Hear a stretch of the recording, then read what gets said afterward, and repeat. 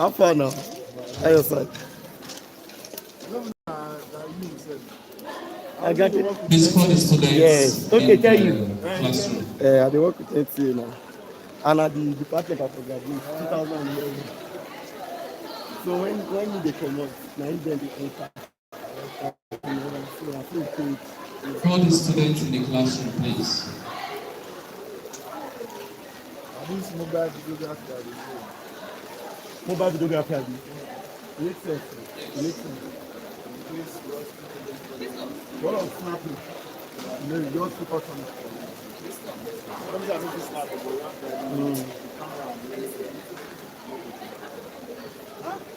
The weather will come just be big issue.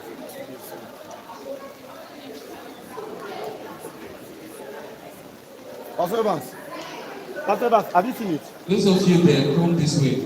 Those students should be come this way. Have you seen it?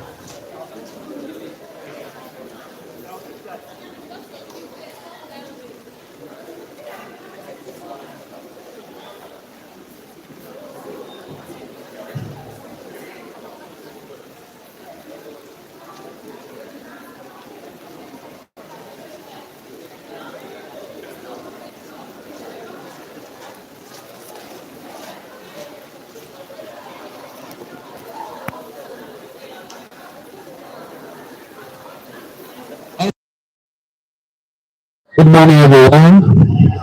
Please let's call the students in the classroom. Let them come over.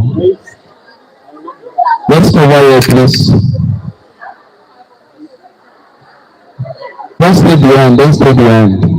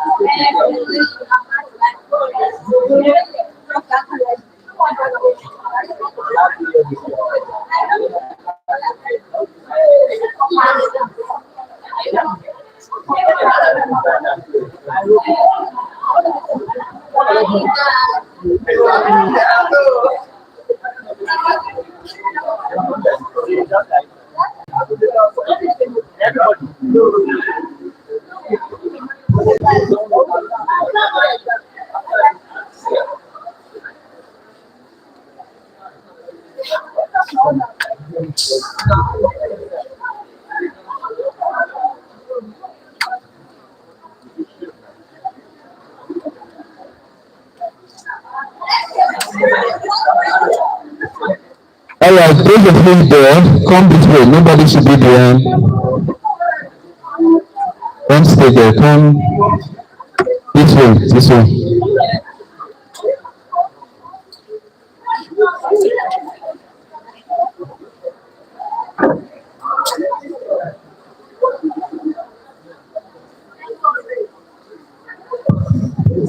Hello.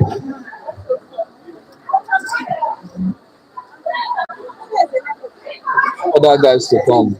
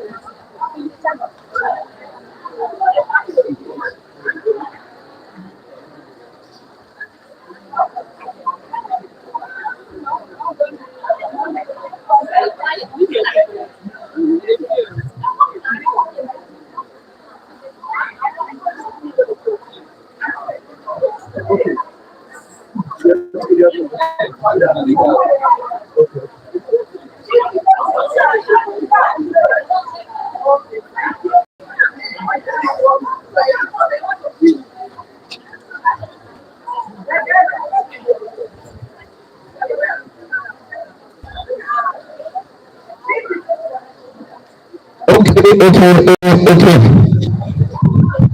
And move it back so that they can stay inside. Yes. Fix that one back.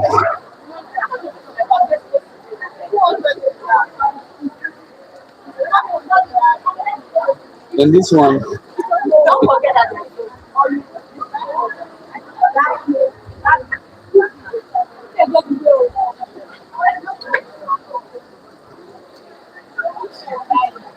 I'm going to.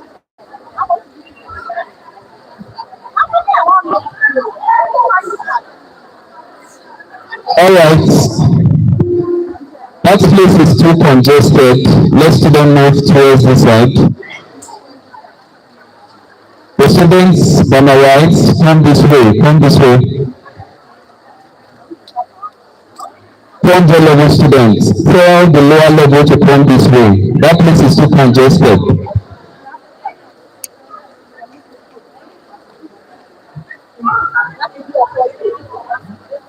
So please, as you are coming for your presentation, just come towards the canopy. That's why we have this canopy here, so that it will not interrupt us. All right? Good morning, students. Can you hear me? Good morning, students. Good morning, students. Good morning, my Ishidi, Professor Grace, EKPOMA, the lecturers present, Dr. Mrs. S.O. Okodion, Mr. Gideon is present, my distinguished students. A round of applause for yourselves, please. All right, this morning we are gathered to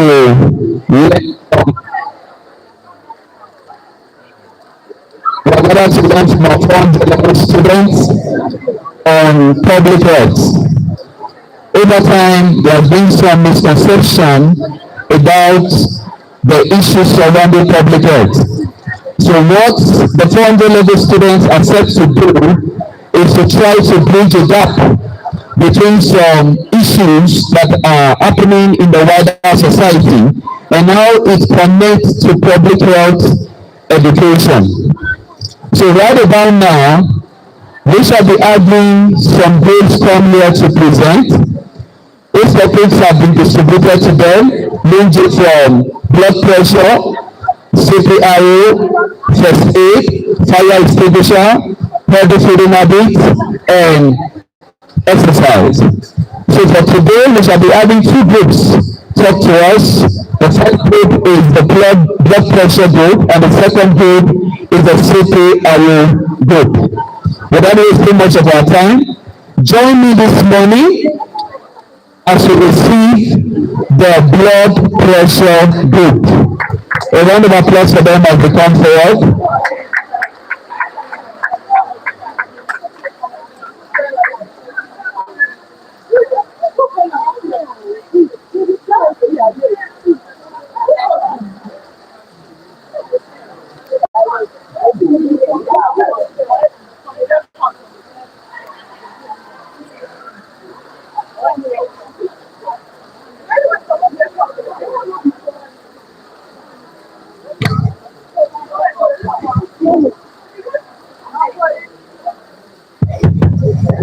Good morning, everybody.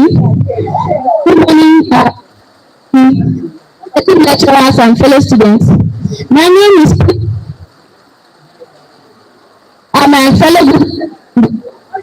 community.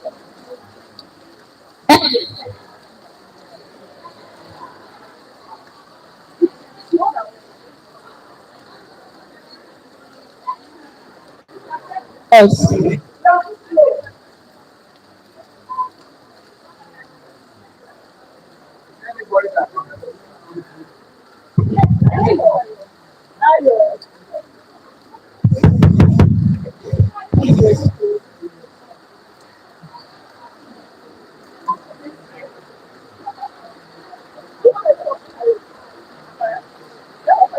Pressure as a public health concern. Pressure. The bilateral force of blood exerted by circulating blood make the artery walls.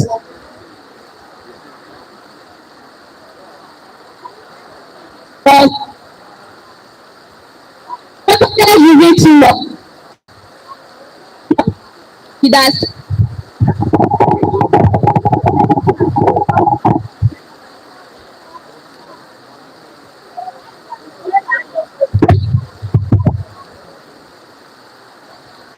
caused.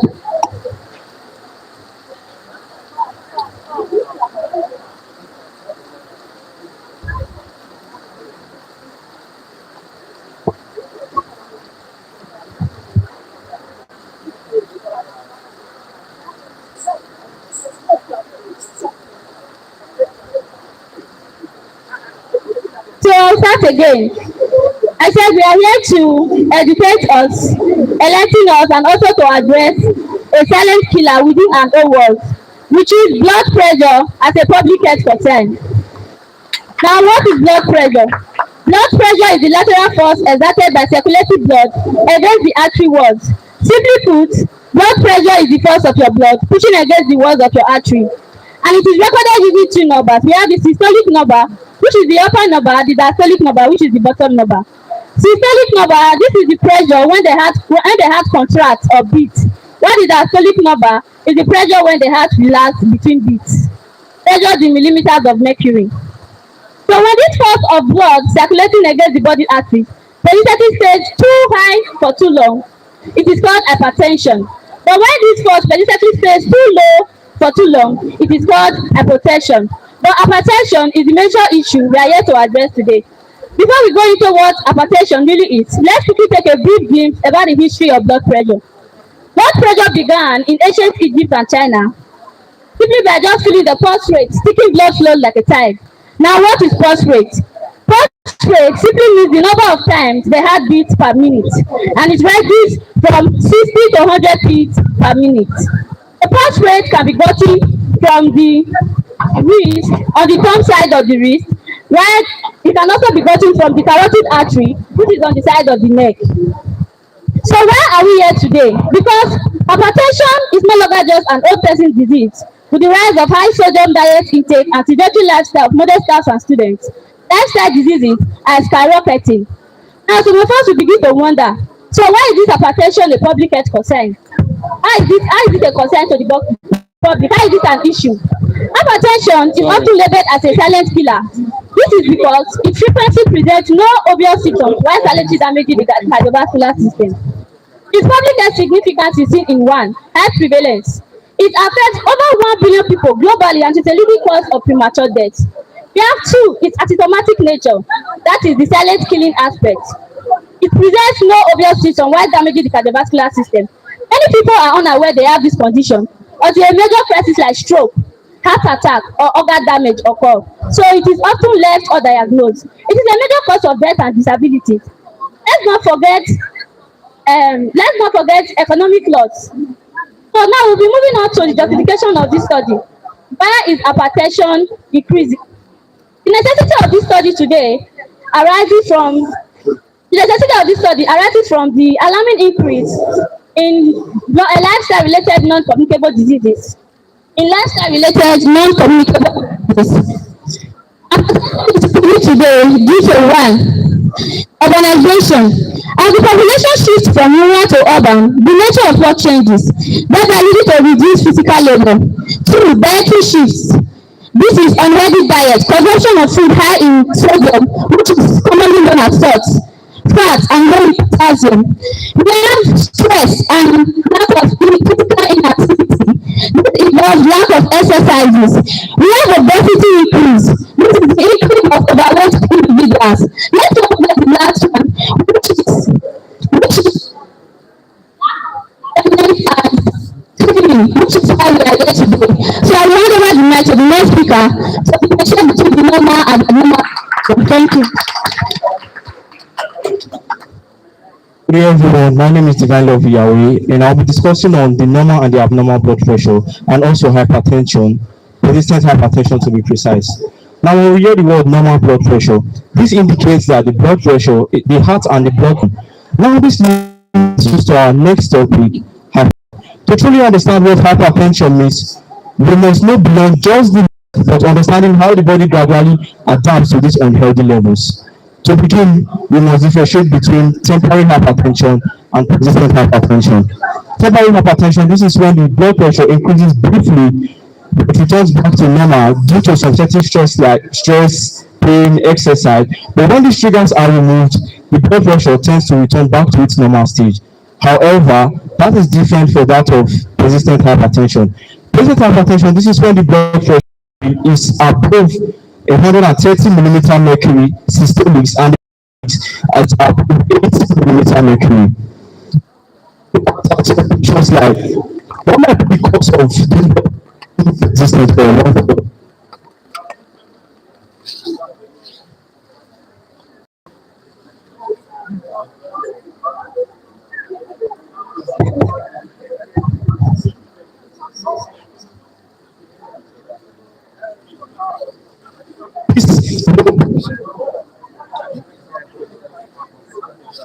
This reason means that might cause the blood pressure to increase more. Now, if hypertension should persist, it could affect our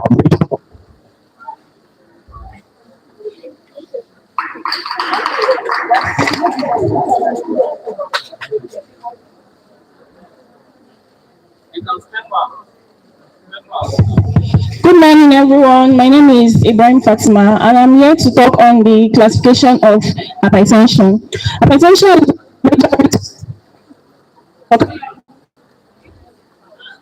classification is based on the levels of blood pressure, which is measured in millimeters of mercury. And the classification are as follows. The first one is normal hypertension, which has a systolic blood pressure of 120 millimeter mercury and a diastolic blood pressure of 80 millimeter mercury.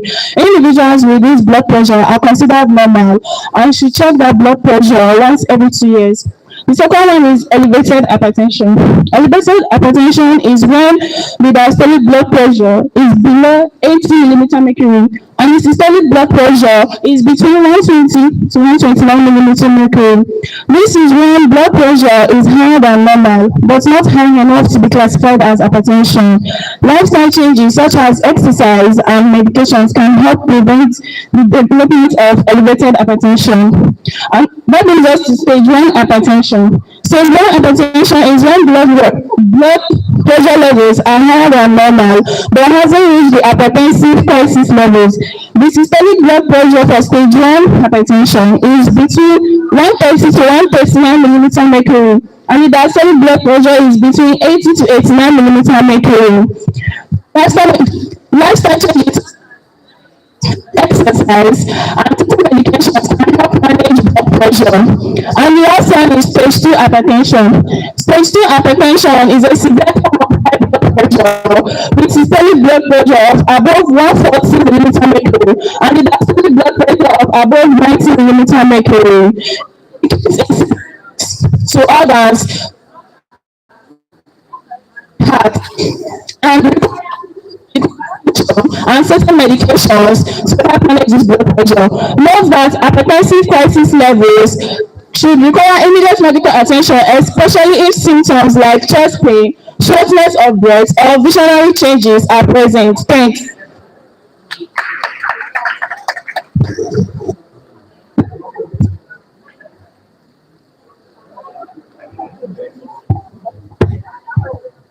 Good day, everyone. My name is Chukwemeka Tet. I'm talking about the prevalence high blood pressure. Sub-Saharan Africa, this prevalence is rising rapidly due and changing environment. In 1990, approximately 600 million cases were detected globally, while in 2025, approximately 1.5 billion cases were detected, showing an increase with about 900 million cases. It has been observed that this increase is currently shown in low to middle income rate countries where healthcare infrastructure is least prepared. Now let's move on to the risk factors of this condition. Understanding the risk factor is a key point to effective management and prevention of this condition. One of the risk factors is dietary patterns. Diet is one of the most modifiable risk factors of high blood pressure. Dietary patterns that affect the blood pressure include high sodium intake, low potassium level, high saturated fat, and added sugar. Now, another modifiable risk factor is lack of regular checkup. Because the person can have a dangerously high blood pressure for years without knowing it. Early checkup is necessary to detect the condition called pre-hypertension, where lifestyle interventions can take place before medication becomes a necessity. Now I'm talking about the risks of complications of this condition, high blood pressure. High blood pressure can affect the cardiovascular system over time, which can be life-threatening. One of these complications includes stroke. We have three types of stroke. I should know that stroke is when the supply of oxygen to the brain is interrupted or reduced. One type of stroke is the ischemic stroke. This is a blockage in the brain. We have the hemorrhagic stroke, which is bleeding into the brain, and we have the transient ischemic attack. This is a mini stroke sending a warning sign to the body that a major stroke is about to occur. Now, for a second complication is heart failure or heart disease. We have four types of heart disease. We have the coronary artery disease. We have heart attack, which is myocardial infarction. We have left ventricular hypertrophy. This is where high blood pressure affects the main pumping chamber of the heart. Last but not the least, we have heart failure. This is where the heart no longer supply enough oxygen to other organs in the body. Thank you. My name is Ehima, and I'll be speaking on Like, was my working? hypertension occurs Well, against the artery wall, simply to, and this condition is categorized into the primary hypertension and the secondary hypertension. For the primary hypertension, it has no identifiable cause. It occurs gradually over the years, and it results from a complex interplay between genetics and lifestyle. Genetic factors like family history of hypertension are at high risk of having this hypertension. And also, we also have the lifestyle factors like aging, high potassium, which is excess intake of salt, and stress. And now moving on to the secondary hypertension. The secondary hypertension is caused by some medical underlying conditions and some substance overuse. Medical conditions like kidney damage. The kidney helps to regulate fluid in the body, fluid like blood, water, and sweat. And when the kidney is damaged, blood volume cannot be regulated. Moving to the other medical condition like adrenal gland disorder. Adrenal gland disorder is a condition where the tumors in the adrenal gland causes overproduction of hormones, and these hormones takes up the blood pressure. Moving on to substance use like over-the-counter sales products, drugs and contraceptives can spike up the blood pressure, and it will lead to hypertension. Other substance use like tobacco and alcohol also spikes up the blood pressure. Moving on to the signs and symptoms. If blood pressure is extremely too high and is left untreated for a long period of time, it will lead to some certain physical manifest.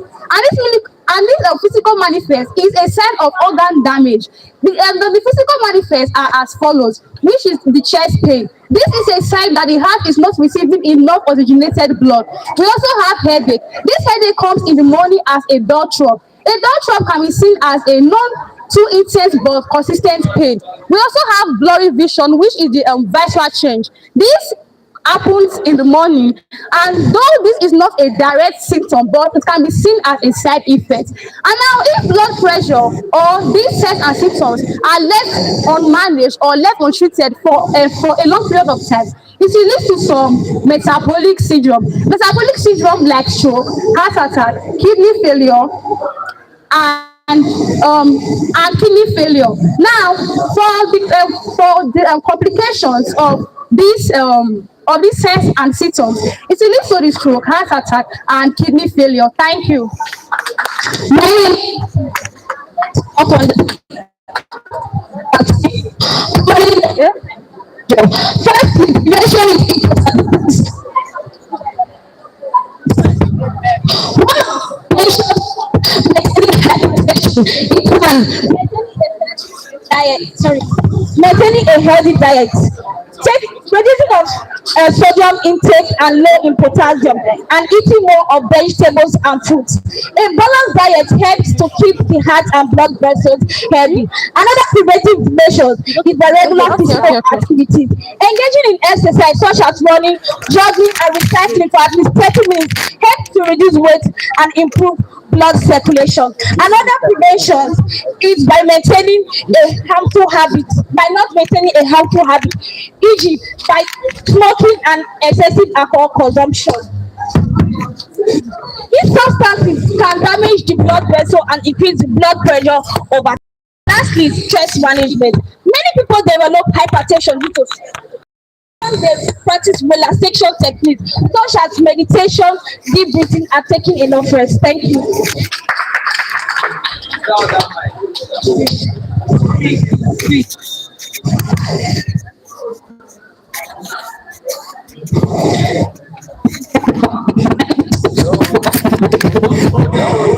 Okay. Down. Okay.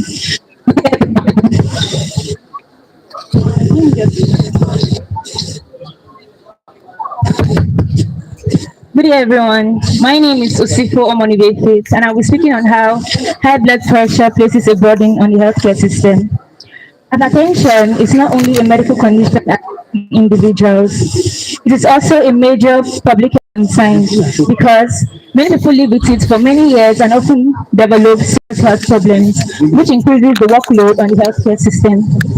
Some of the major burdens are: one, increased hospital admissions due to complications such as stroke, heart disease, kidney failure, and heart attack. Two, shortage of trained health workers. Three, limited resources such as BP machines and medicines. Five, increased hospital admissions due to complications such as stroke, heart disease, and kidney failure. Six, greater demands for specialist care and long-term monitoring. In Nigeria, hypertension affects about 38% of adults due to lack of awareness and low treatment rate. This means many people only visit the hospital after serious complications develop, which increases or puts more strain on the healthcare system. Thank you. Moving on to the recommendation for managing hypertension varies among different age groups. One, we have the children, middle age, and the adults. In children, although it is less common in this group due to obesity and poor diet. So I encourage that they maintain a healthy eating habit and maintain a healthy weight, reduce too much screen time, and be physically active. The middle age, it is more common in this group due to stress, work pressure, and lifestyle habits, e.g., smoking and intake of hard substances. So I recommend that they check their blood pressure regularly and also adhere to healthy medications. If diagnosed with hypertension, they should adhere to medications such as amlodipine. Lastly, we have the adults. It is also more common in this group due to aging and weakened blood vessels. I recommend that they check their blood pressure constantly and adhere to healthy meals that are rich in calcium. And also, physical activities is also encouraged, but it should be moderate. These are activities they can carry out to maintain their blood pressure. We have the child code, it helps to reduce weight. And lastly, we have family support. Family support help them to manage this condition properly. Overall, hypertension varies among different age groups, but the key principle remain healthy diet, regular medication, and adherence to medical advice. Thank you.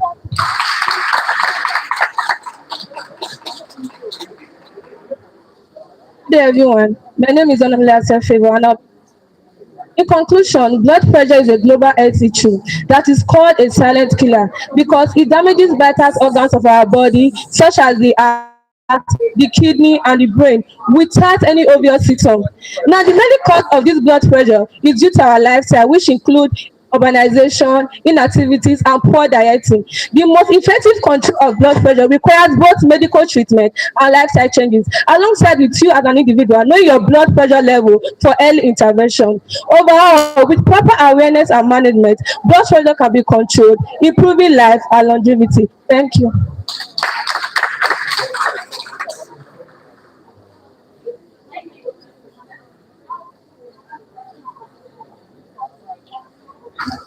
A manual BP monitor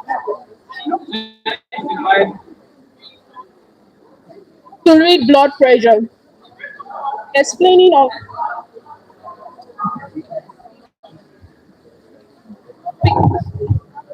so, to,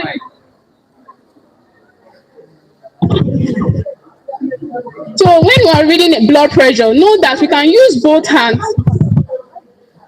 Note that we can use both hands in reading blood pressure. So for the manual BP monitor, we have the cuff, and there are different sizes of cuff. If you should check, there is an arrow here indicating on how it should be used. So for the cuff, we have the pump and the sphygmomanometer. The sphygmomanometer is used to read for the systolic and the diastolic pressure of the patient. So in a manual BP monitor, we have a stethoscope to listen to the beat.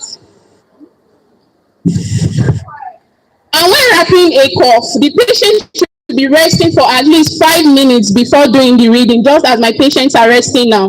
So in the process of resting, no eating, no talking, no activity should be going on at that moment. And the hand should be placed at the heart level. Should be placed comfortably at the heart level, the same level with the heart.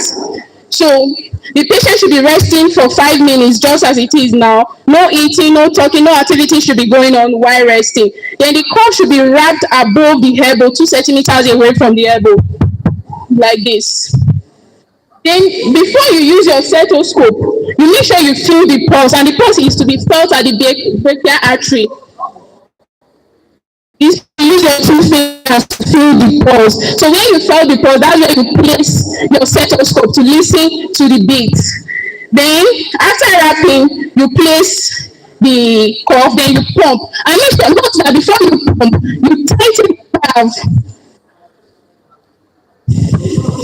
This thing is what we call valve. You tighten it so that when you are inflating, that's it for the manual. That's how manual is being used. Then the advantage of digital is also wrap the cuff. We don't to listen. The use of the digital is that it tells us the systolic, the diastolic, and the pulse of the patient. It does the reading by itself. It even talks. You just connect from the tube. Connect this tube to the digital monitor, then press the button, then listen. I will be demonstrating on how it's being used.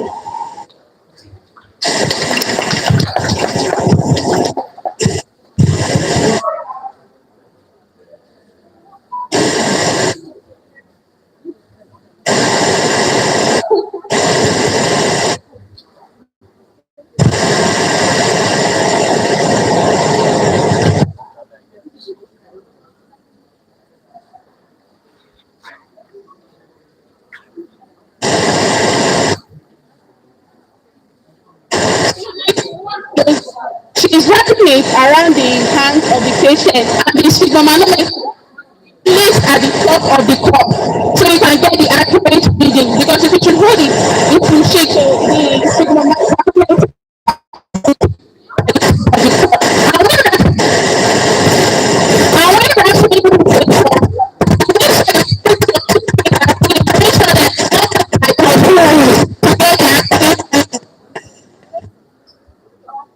Get the accurate reading of the patient.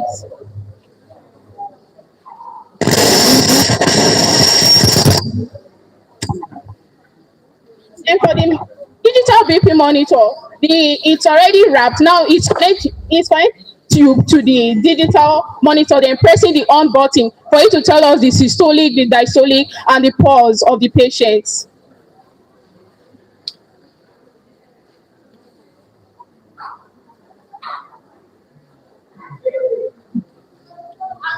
see she's inflating for the manual. She's pumping to get the systolic pressure, because without pressing she won't get the pressure.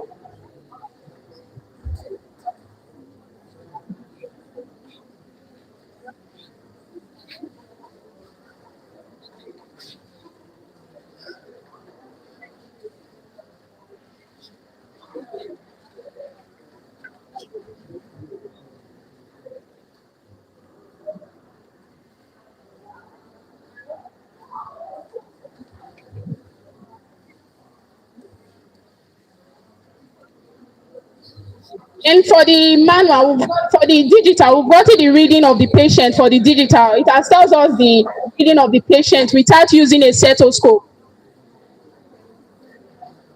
And for the manual, she has gotten the reading as well, but she has to calculate the pulse using the reading she got from the pig.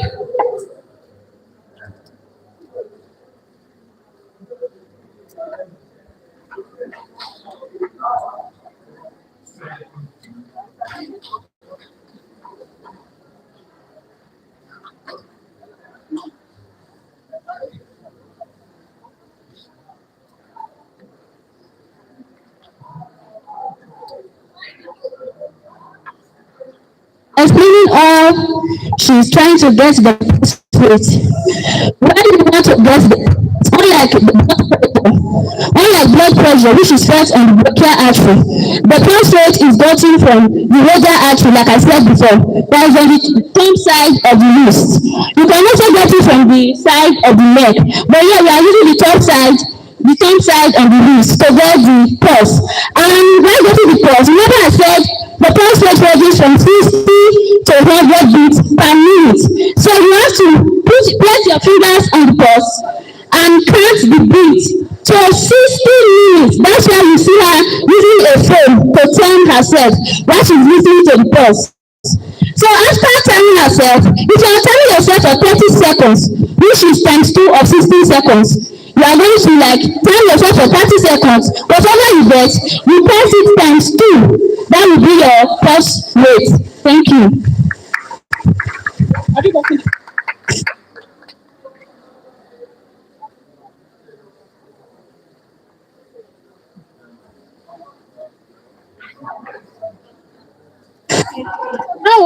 Now we've gotten the reading for both patients, so we have to take their permission if we can read the readings out due to personal reasons. Please. So permission granted. Now we'll be reading out their blood pressure results.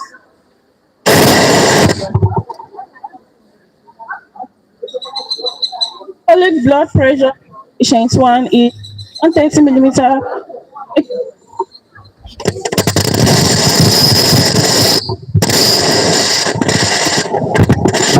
This is solid blood pressure for patient 1 is mercury, and the diastolic blood pressure is 70 millimeter mercury.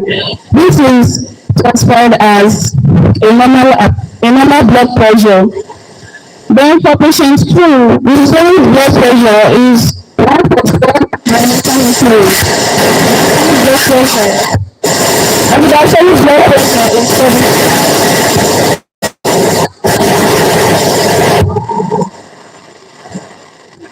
And the diastolic blood pressure is 79 millimeter mercury.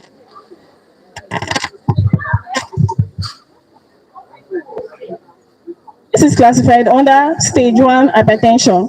And patient 3 blood pressure, the systolic blood pressure is 106 millimeter mercury, and the diastolic blood pressure is 61 millimeter mercury, and is classified under normal blood pressure. Given that this is a single day assessment, I would recommend a follow-up in a clinical settings as to get the accurate reading for that blood pressure.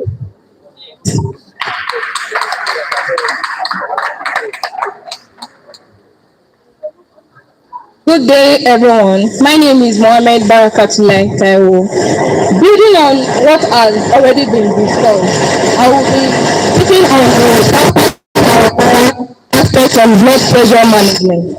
Counseling and referral are essential components of preventive and clinical health care, especially in managing and reducing the use of medications. This kind of complication is raised at the beginning.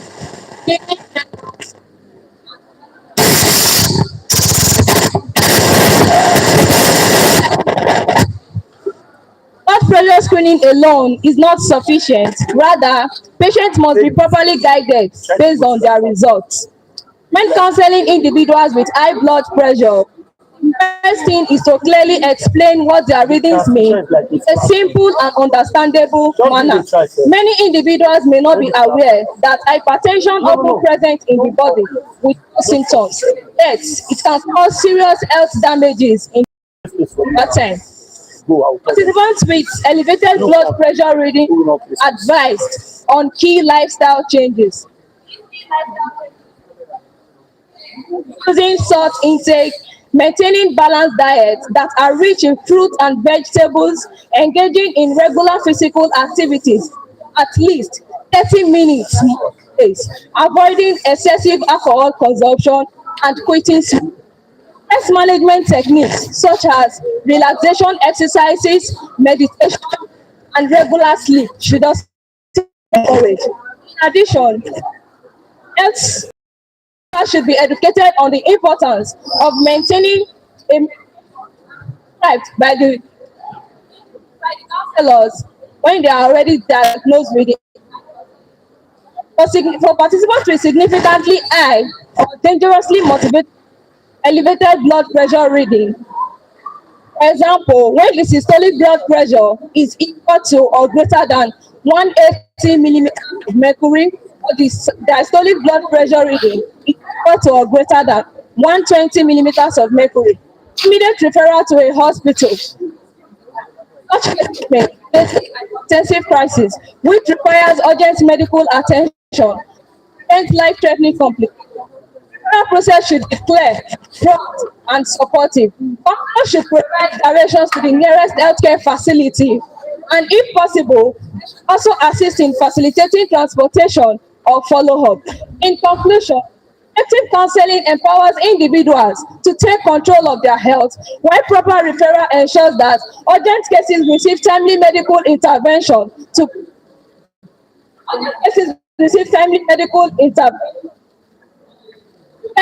this test plays a vital role in reducing the burden of hypertension.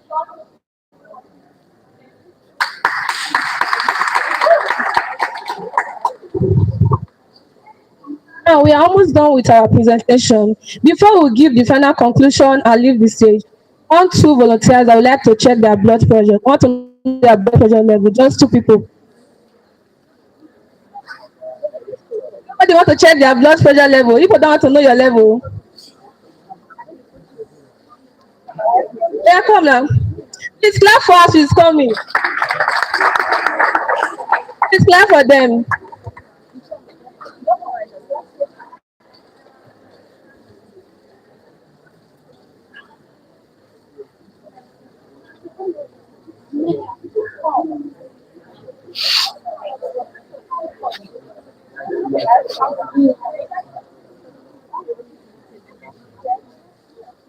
So we are going to be checking their blood pressure level, and we are not going to be telling you their results because of confidentiality. But due to our seminar presentation of today, I would like to recommend that every one of us should always check our blood pressure level. Now, you can get this digital Now you can get this digital machine at home to check your blood pressure level. But in the case that you cannot get it, you can go to any health center or clinic to get yourself checked regularly. At the same time, you should reduce your stress and also plan a healthy diet and also exercise regularly. Thank you.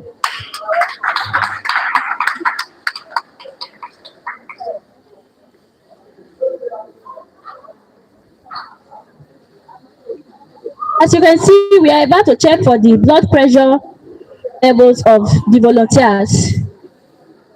Just like to notice, we didn't start checking their blood pressure immediately.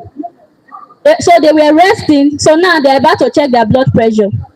So always remember, while checking for your blood pressure, in case you get a digital monitor at home for personal use, always remember to relax and rest for at least 5 to 30 minutes.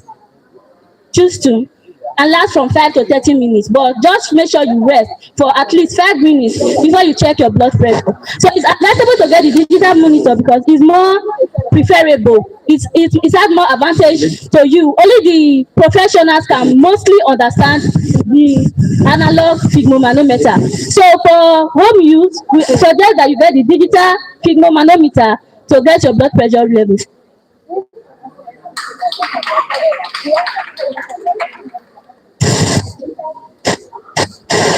So now, any questions from anybody? You have your question now, you can just drop.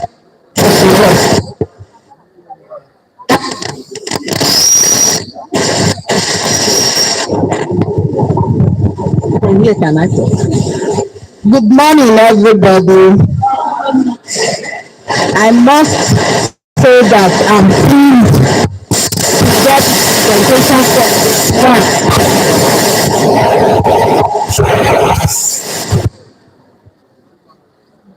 one presentation was my own advantage. Very, very, very.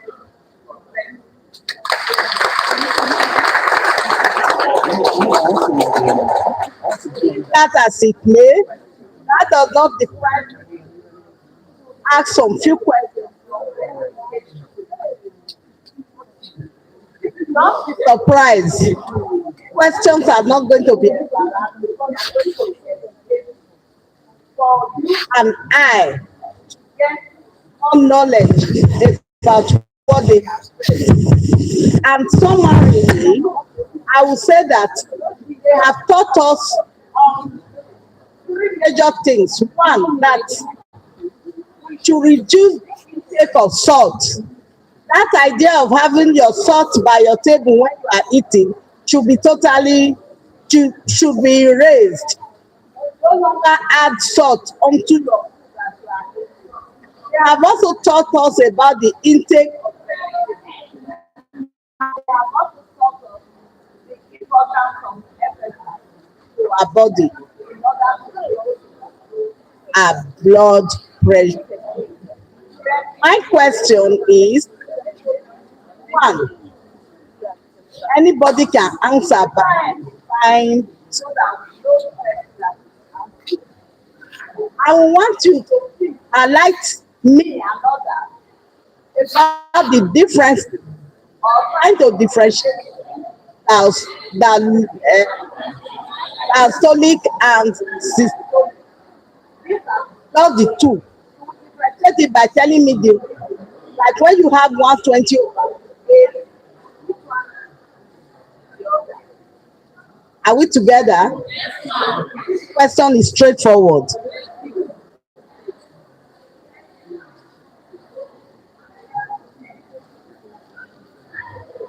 So according to the question asked, you said how do we differentiate between the diastolic and the systolic? So for the systolic is always the upper number, and when checking for the systolic, it is the first heartbeat you will hear while using your stethoscope, using the manual sphygmomanometer. Where the heartbeat stops, like the last heartbeat, is your diastolic. In representing it, we are supposed to write on the body, but because of the way.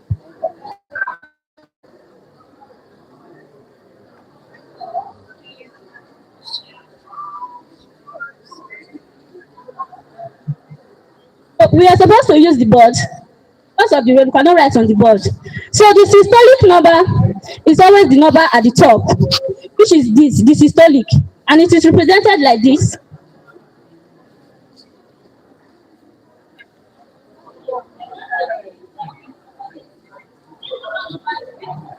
Where this bottom number is the diastolic.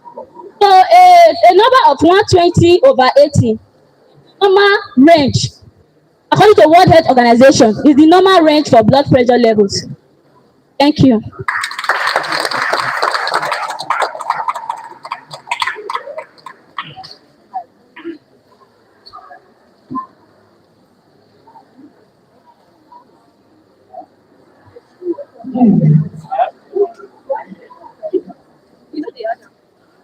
Thank you very much. Please, my question is this. Before digital. I will use that in reading. We've been using the analog. And I'm aware that this digital, some of them uses batteries and the rest. Now, if we are to look at both, which of them do you think gives the right reading? The analog and the digital? Looking at the digital being a technological type, which of them do you think is the best, the analog or the digital? That's my question.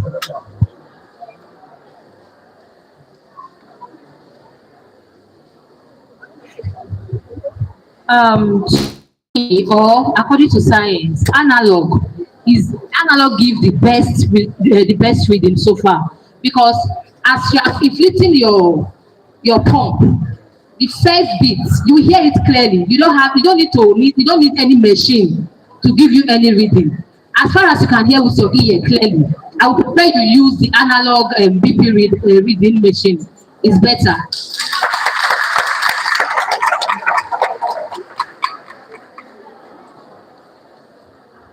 And please, any other question?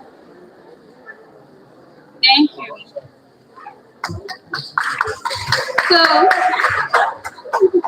So as we are leaving, I would like you to always remember this. For healthy heart and longevity, we should what? Thank you, everyone. A round of applause for them, please. A round of applause for them as they return back. Please clap for them, clap for them, clap for them. All right, without wasting much of our time. Group 2, are you ready? Group 2, are you ready? All right. Let's receive Group 2 now. A round of applause for them. The CPR group. CPR group. Keep clapping, keep clapping.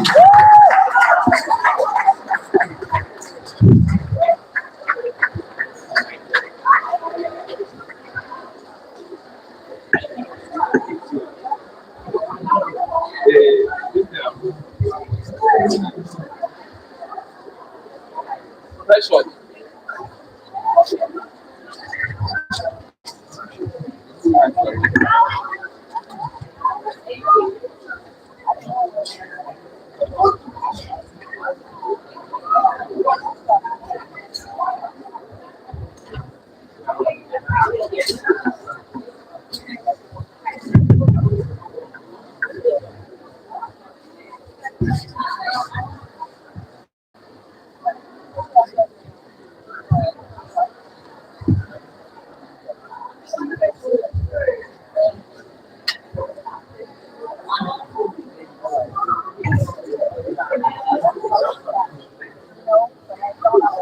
Good morning, ladies and gentlemen. Good morning, ladies and gentlemen. My name is Ojo Williams. Do you realize that you don't have to be a medical doctor to save life? Yes, you do not have to be a medical doctor to save life. How is that possible? With the knowledge and practice of CPR, you can actually be an hero and save life on sudden cardiac event.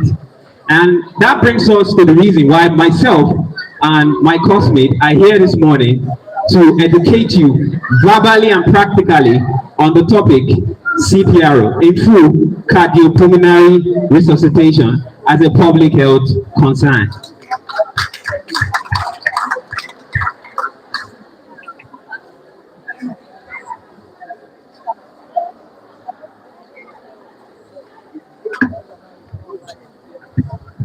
So what is CPR? CPR is a critical life-saving technique used in an emergency situation when a person's heartbeat or breathing are stopped. It is an essential component of first aid and plays major role in reducing mortality from sudden cardiac events. And this can happen due to various reasons like heart attack, electric shock, drowning, and cardiac arrest. CPR is a combination of two main actions. chest compression, and rescue breathing. So what is the essence of chest compression during CPR? I'm going to explain. The primary function of the heart is to pump and circulate blood to various organs in our body, including our brain. So when there's an attack on the heart, when the heart stops beating, automatically other organs in our body stops functioning, because all of these organs need blood to function. So what chest compression basically does is to support the heart to keep pumping blood manually till medical help arrive, or till the patient gain consciousness. That's the essence of chest compression during CPR. What is cardiac arrest? Cardiac arrest is the sudden loss of heart function. It's a situation whereby the heart stops pumping blood effectively due to an electrical malfunction of the heart, and this leads to immediate loss of consciousness, absence of pulse, cessation of breathing, and so on and so forth. Difference between cardiac arrest and heart attack. A heart attack, these are two reflections that obviously affect the heart, but they do affect the heart a little bit differently. A heart attack in a simple form is more like a plumbing problem. It occurs when blood flow to a part of the heart muscle is blocked, basically by a clot. A clot is a solidified blood. Key difference in heart attack from cardiac arrest. In heart attack, the patient is usually conscious, still alive, still breathing, very much responsive, but they experience this intense pain on their chest, which makes them feel uncomfortable, sweaty, and puts them in panic. But on the other hand, in cardiac arrest, it's more like the opposite of heart attack. In cardiac arrest, the patient is completely unresponsive, immediate loss of consciousness, sudden collapse, and cessation of breathing.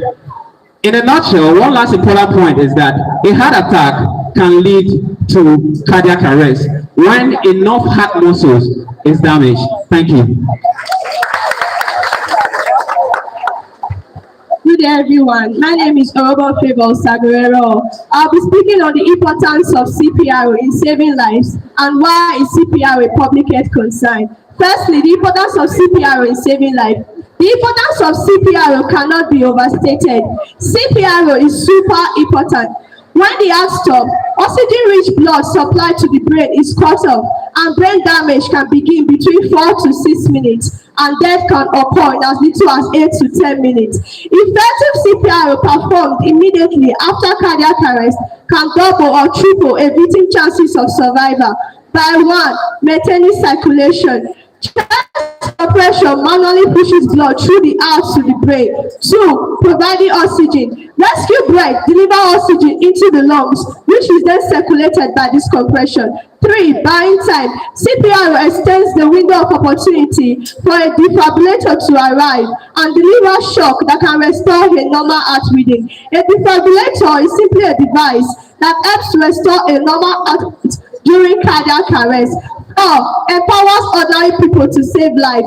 You don't need to be a doctor to perform CPR. When many people are trained, communities become safer because bystanders can act immediately in emergencies. 5. Useful in many emergencies. CPR is not only meant for heart attack, it helps in cases like drowning, choking, and electric shock. It is important to know that CPR turns bystanders into lifesavers.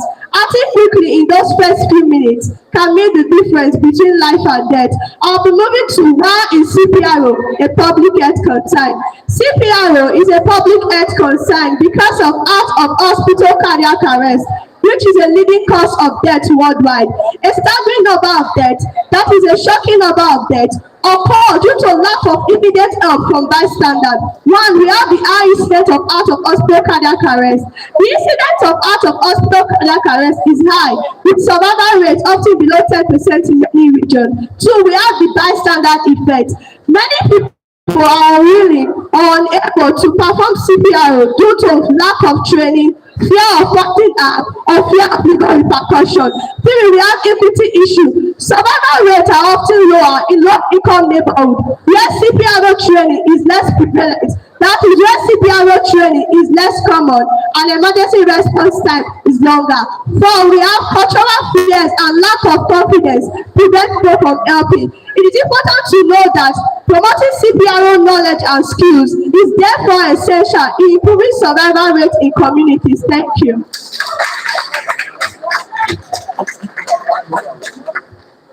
Good day, everyone. My name is Kaleja Rachel, and I will be taking the conceptual clarification on the topic cardiopulmonary resuscitation as a public health concern. So now I'm going to define what I mean by cardiopulmonary resuscitation. Just imagine someone suddenly collapse and stop breathing. What would you do in that moment? This is where CPR becomes very, very important. Cardiopulmonary resuscitation, also known as CPR, is an emergency life-saving procedure performed when a person's heart stops beating or when they stop breathing. CPR is a combination of chest compression and rescue breaths that helps to maintain blood flow and oxygen supply to the vital organs, especially the brain, before proper medical care arrives. In simple terms, CPR helps to keep a person alive temporarily when the heart and the breathing have stopped. CPR is performed differently depending on the age of the victim.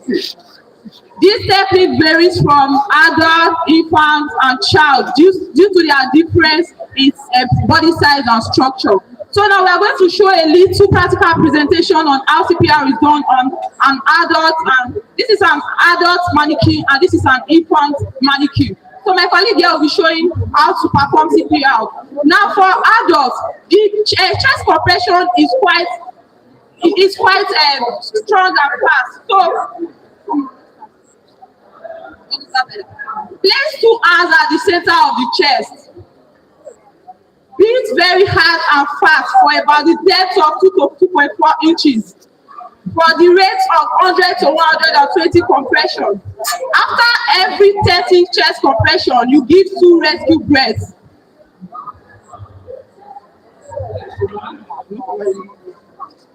Then continue till the victim is awake. So now moving on to the infant CPR. Push just 2 fingers. Place just 2 fingers at the center of the chest. Just 2 fingers, then push give little compressions because of their body size. They are very, very delicate. So just use your 2 fingers to push it for about 100 to 120 compression. So for the rescue breath, use your whole mouth to cover the nose and the mouth, then give gentle breaths. Thank you.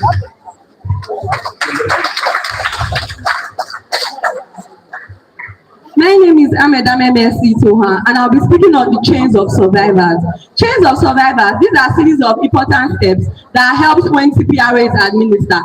And in these chains of survivors, we have 4 main links. The first link being early recognition and call for help. Early recognition and call for help has to do with identifying that someone has gone into cardiac arrest and immediately calling for emergency help. How do we know when someone has gone into cardiac arrest? The person suddenly collapsed. Secondly, the person is unconscious or not responding. Thirdly, the person is breathing or abnormal breathing. Fourth, there is no pulse. What should be done? Check if the person is responding by tapping and shouting. If no response, call for emergency help or tell someone nearby to call for emergency help. The second link in the chains of survival is early CPRO. CPRO consists of chest compressions and 2 rescue breaths. CPR is performed. You lay the person on a flat surface, you kneel beside the person, you intertwine your hands together, put it on the person's chest and start chest compression from 100 to 120 chest compression per minute. Then you give 2 rescue breaths. If no response, continue CPRO immediately. The third link is using an AED. An AED is an automated electronic defibrillator. It sends electric shock to How do you use an AED? You turn on the AED, you connect the electrolyte pads to the chest, then you wait, follow the instructions of the device. If needed, the AED will transport electric shock to the heart.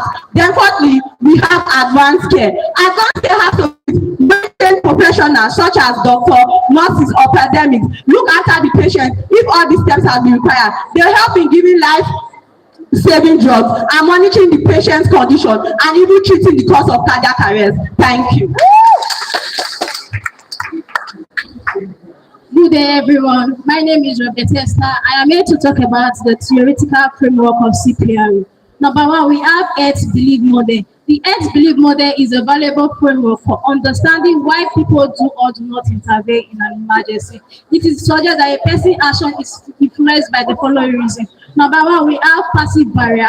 Number two, we have passive susceptibility. And number three, we have passive benefits. Then two, we have theory of planned behavior. The theory of planned behavior posits that the behavioral intention is the primary predictor of action, and this action is constructed by three keys. Number one, we have attitude towards the behavior and explaining how people learn skills and CPR and act in an emergency. Thank you.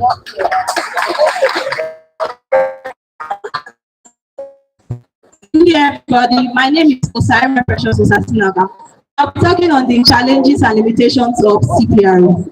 Although CPRO saves life, we can say there are some things that makes it less effective in real life. And some of the things that makes it less effective are bystanders cannot perform CPRO because some of them are not trained. Who are bystanders? Bystanders are people who are there when CPRO incident occurs. Most of them are not trained and they cannot perform CPRO. We have another limitation, which is language barrier. When somebody is in a situation where they need CPRO, let's say in Kogi, and you cannot hear Kogi, but you can perform CPRO, most times it becomes very hard for the person to perform CPRO. And we have lack of facilities. Most people do not know how to use facilities of CPRO. So it becomes hard for them to perform CPRO. Thank you.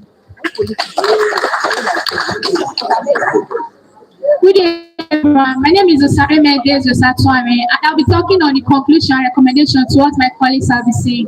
So in conclusion, CPR, which is cardiopulmonary resuscitation, is a vital life-saving skill that significantly improves the rate of survival during cardiac arrest through chest compression and rescue breath. Despite this importance, many people still lack the knowledge and confidence to perform a CPR. So by understanding learning techniques and promoting welfare education, we act confidently in situations, thereby reducing preventable deaths and saving more lives.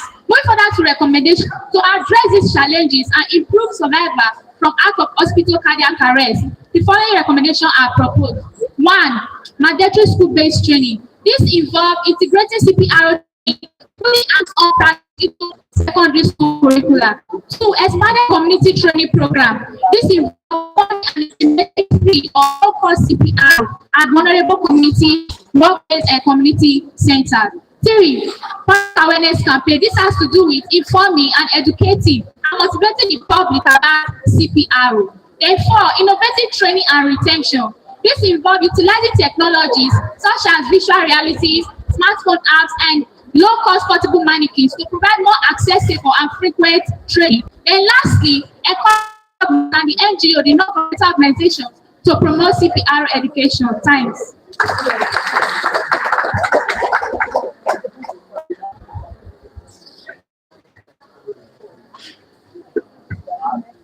Good morning, yourself, and this is a visual display of what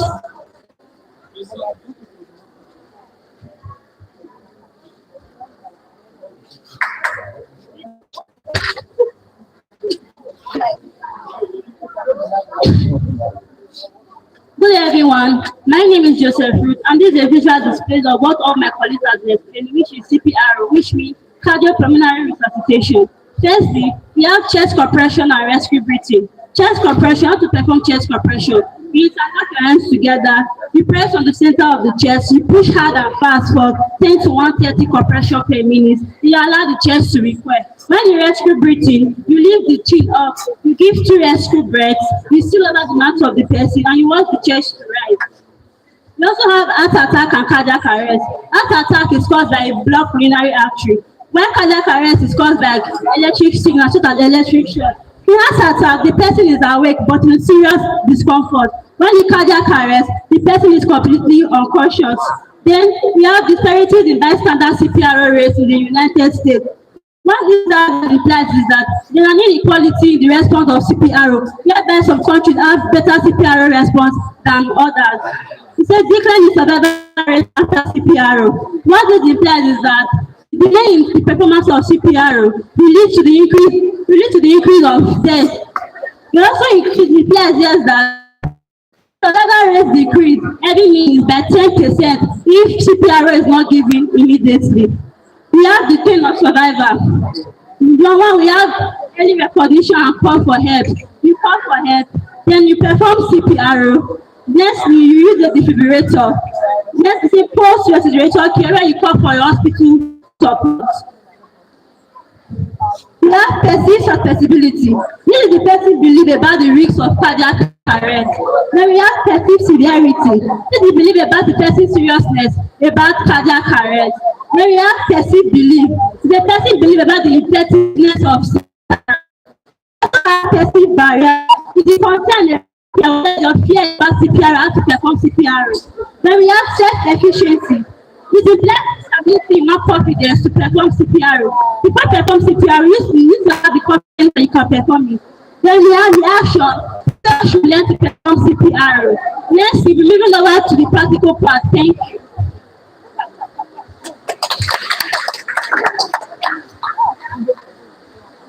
Good day, everyone. I will be interpreting the ends of activity.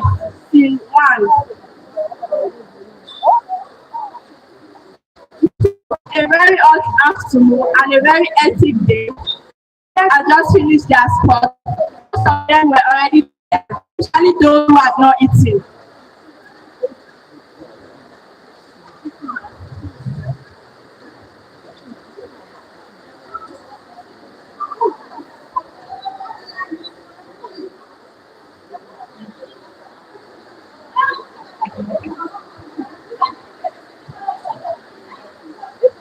Zara, I'm so tired. The sport was very hectic and the sun was very hot. Like I'm losing strength. Zara, what happened? Why are you walking like this? What happened?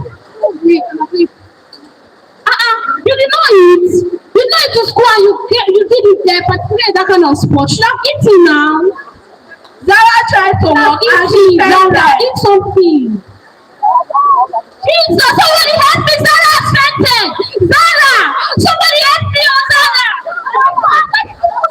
Push her! Let her push her! She did not eat her school.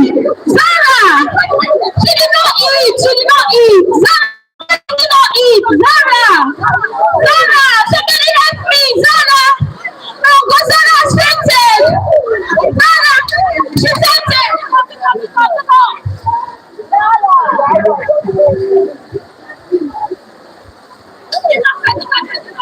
Check for response. I can't push her.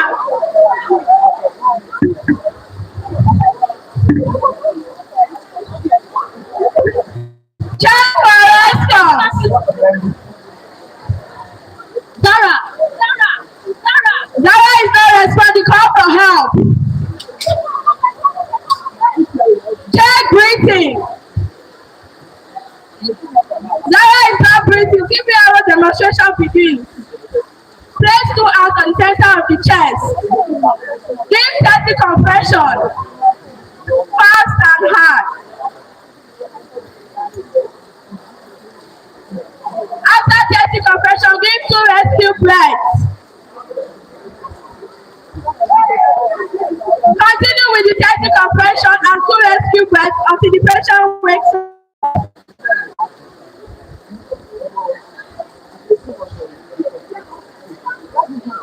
Zara is awake. Zara is awake.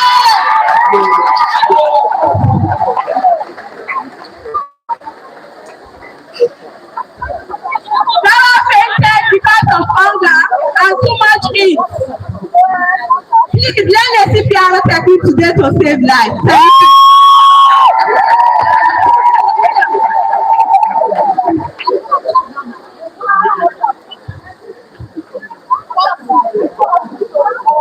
Scene 2. Annabelle went for a pool party. Unknown to her friend, she cannot swim and they pushed her into the pool. Annabelle has drowned.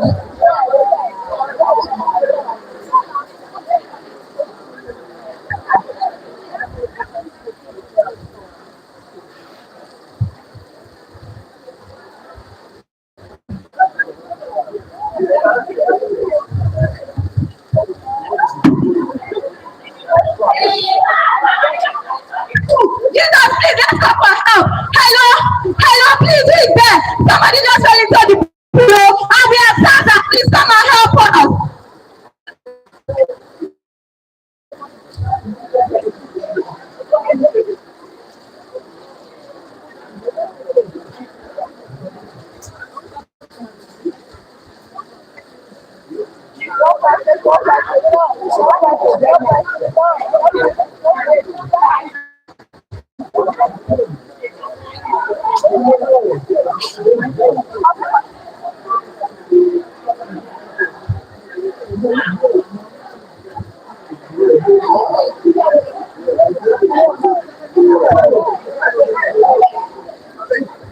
Oh God, what am I going to do now? I would have not carried this girl to this party today.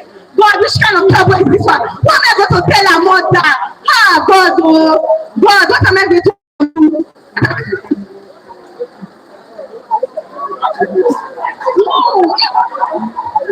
Oh, what am I going to do? Hey, please let nothing happen to her. I don't have money. I don't have money for anything. Oh, ah, God, I'm still young.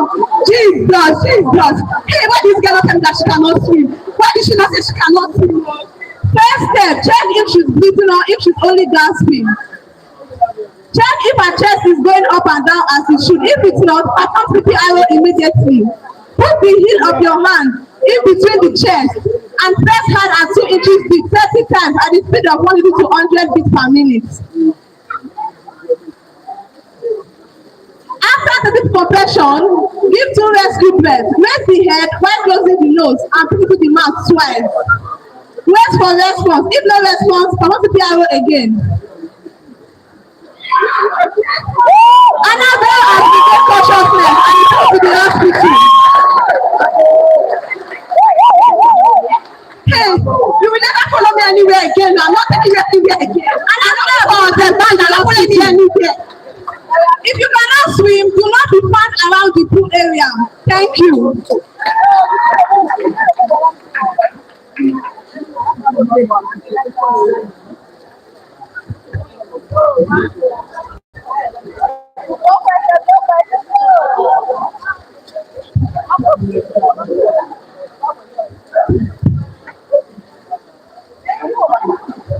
Scene 3.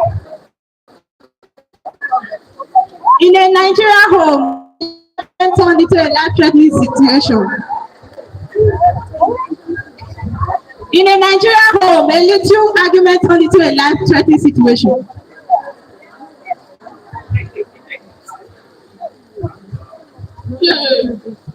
Wow!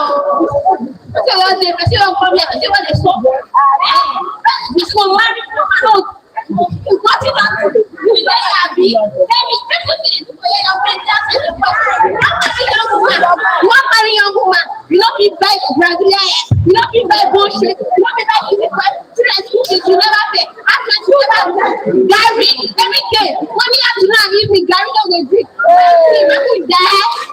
Oh God, which kind man you free? Go out there, go work. Go out there, go work. Do something.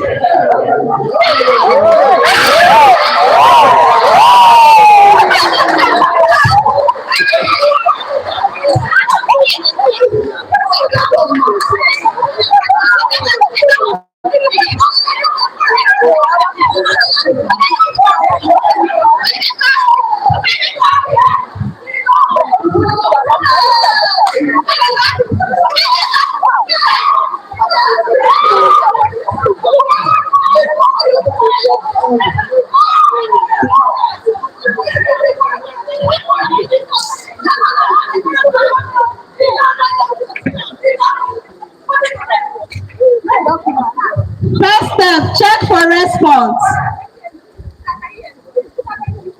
If there's no response, check if there's breathing. When there's no breathing, CPR commence immediately. Push hard and fast, chest compression begins.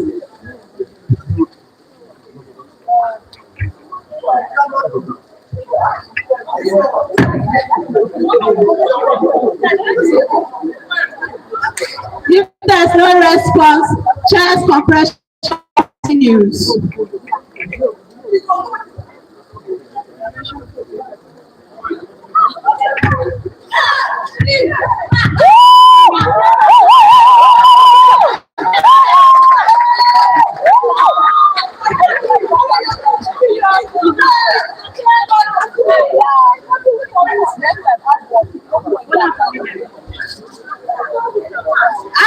Violent and emotional stress should be handled calmly to avoid health complication. Give your spouse peace.